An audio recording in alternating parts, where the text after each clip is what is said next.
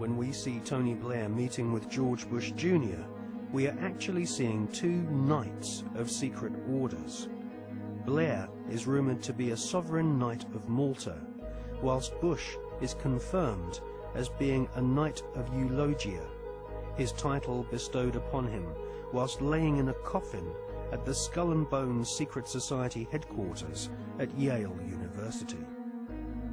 Blair and Bush claim to have democracy and freedom as their #1 priorities, but both have sworn blood-curdling oaths of allegiance to ancient Babylonian, Egyptian and Jewish demon gods.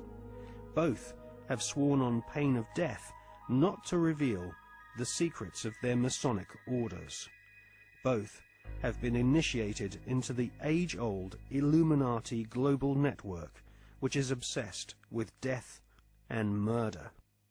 I mean, are we being ruled by politicians who consult with Baphomets and demons? Yes, we are. The way the world is structured is like a compartmentalized pyramid, and it's pyramids within pyramids, like Russian dolls, one doll inside a bigger doll inside a bigger doll. So you'll have a compartmentalized pyramid that is the British government, for instance, where the people at the bottom don't know what the top is really going towards, what the agenda really is. Just as in, in a bank, you've got a bank, and the people at the bottom of the bank who take the checks over the counter, they don't know what's going on above them, and they don't know what's going on above them. And eventually, in all these pyramids, you have a tiny little number of people at the top that are actually the only people that know how the whole game fits together. Everyone else is just playing their part in ignorance. And so what the Illuminati do is they make sure that only their people, or those that are not a problem to them, will reach those levels of power in which decisions have to be made to push this agenda forward. When people say sometimes, well, you see these people everywhere, you see these one and these one other. No, hold on a second. No, they're at these high positions of power. Therefore, because of this process of filtering them out, if you're not one of us, mate, you ain't going to get sponsored by the right people to get these positions of power. And if you slip through the net, there's going to be a scandal, or there's going to be something we're going to bring up that's going to bring you down, because you're not one of our guys. And so therefore, the ratio of people who are into these dark satanic rituals, etc., to positions of real power in the world are very, very high compared with the general population, where it's nothing like as high, of course. And so the question answers itself, in my experience, when people say, do you think the Prime Minister of Britain's involved? And my reply is he the Prime Minister of Britain? Yeah, well, he's involved, particularly Britain, because the reason, you see, that you cannot put a cigarette paper between the British Prime Minister ever and the President of the United States, whether Democrat or Republican, is because both are answering to exactly the same masters.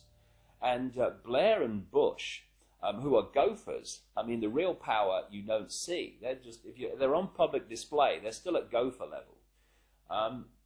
They are far more terrified of those in the shadows dictating to them than they are of public reaction to them. Because the most that public reaction can do is kick them out. It's not the most that the people in the shadows can do.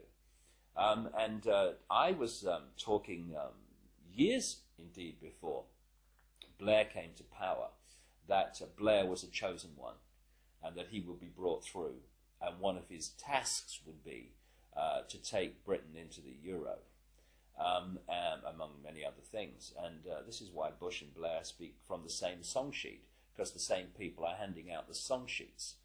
So yes, absolutely is involved, and so are the British royal family in horrendous rituals that go on at places like Balmoral.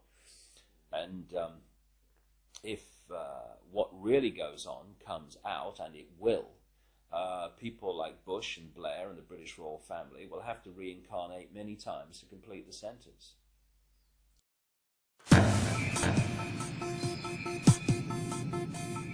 Okay, let's do it. Okay, let's do it.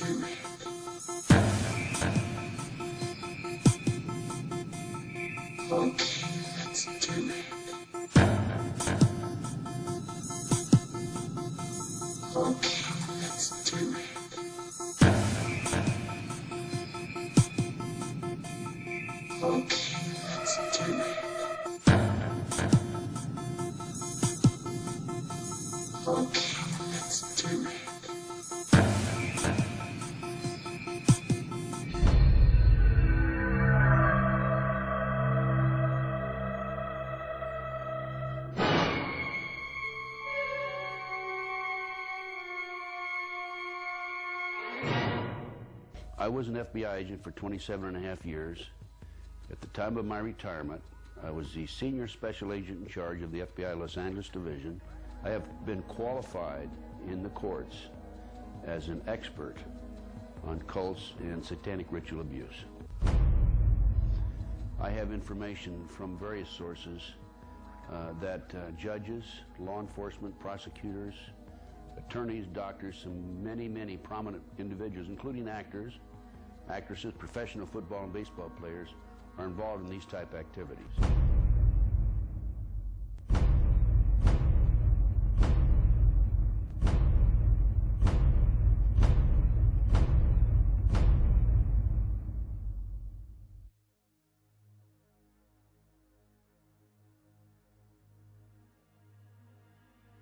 If you go back 225 or 30 years ago, you have what we call the Illuminati that was established in 1776. And the goals of the Illuminati, this is all very well documented, are to take over the world. One of the best ways of taking over the world is to control people's minds and to take over a country through the control of the minds. So what's happening in America, and based on my research and my interviews with numerous individuals, is that the powers that be, the higher-ups, the people in the Illuminati, are using the satanic cults as a means and as a tool to condition individuals and to make them victims of the mind control, MK Ultra mind control program. There's probably close to 4 million practicing Satanists in the United States alone, based on my intelligence information.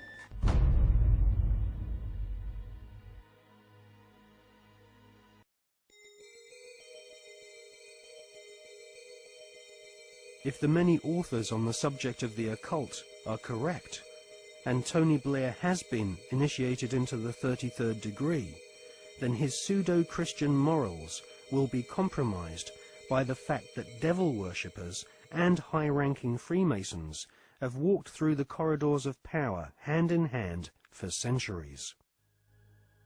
The Royal Archmasons describe their highest-ranking brothers as Grand Solicitor Generals of the Supreme Grand Chapter. There is a secret word, the name of the true Masonic God, which none are allowed to say in public. This name is Yarbulon.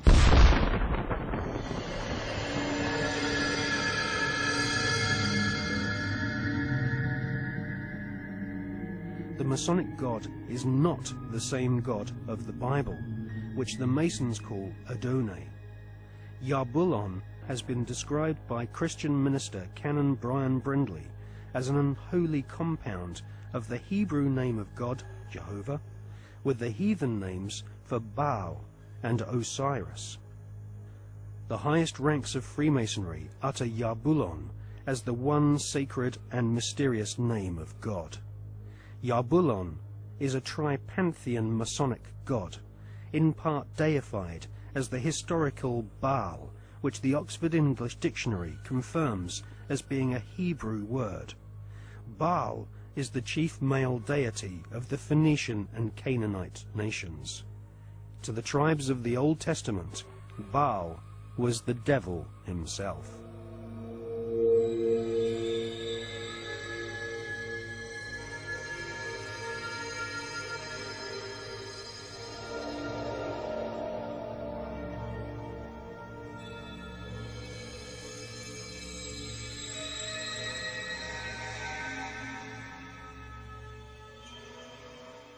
Albert Pike, is America's most celebrated Freemason. Pike was Grand Commander Sovereign Pontiff of Scottish Rite Freemasonry in the southern and western United States from 1859 to 1891. Scottish Rite Freemasonry has its own headquarters at the 33rd degree in Edinburgh. The United Grand Lodge of England has tried to deny that the true god of Masonry is Yarbulon, or has anything to do with the devil. But Albert Pike describes Yarbulon as a symbol of the infinite and eternal Godhead, a mongrel word whose name has been for 2,000 years an appellation of the devil.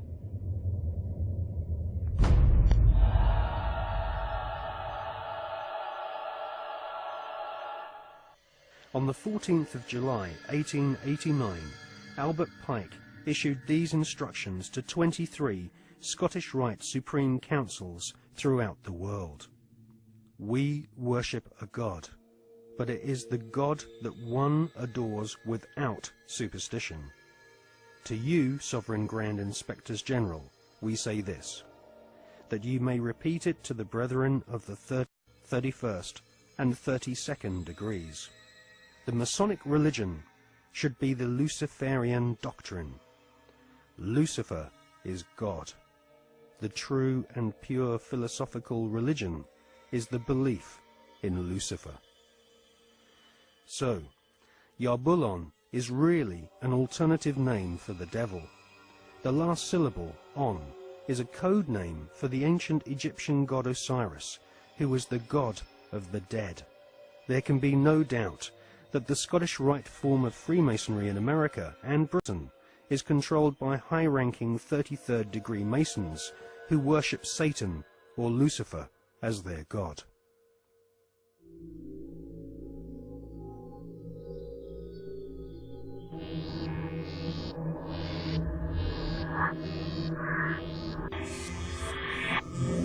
We're talking about occultic forces.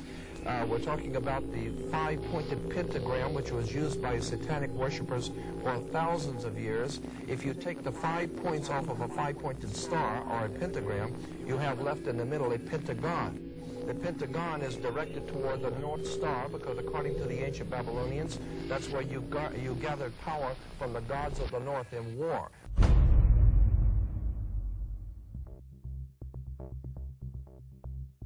We cannot allow our sons and daughters to be sent to die in a bankster's war. For oil, for heroin, for cocaine, for gold, or for control.